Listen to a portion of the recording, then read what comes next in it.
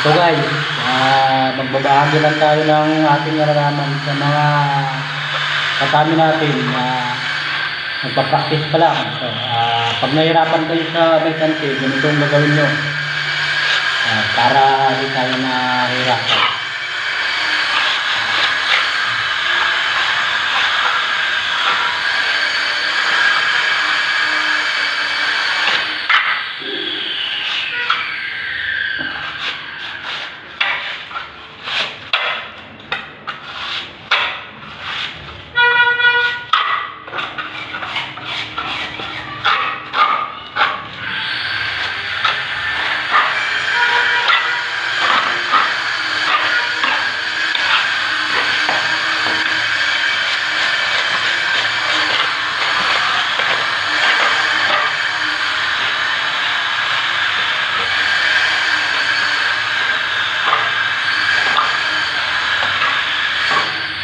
So, ayan. Sa mga nagpa-practice pa lang dyan, ayan.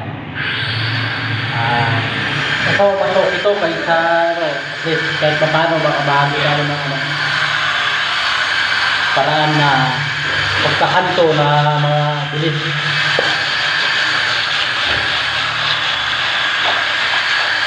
Wala tayong fast forward dyan, mga kami. Para makita nyo ng maayos.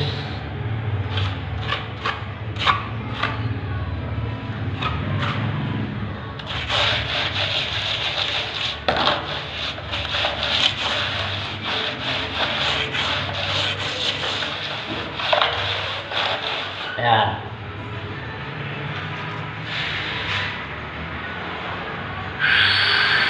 So, diba, meron sa kanto. Ngayon lang pamamaraan natin. Yan.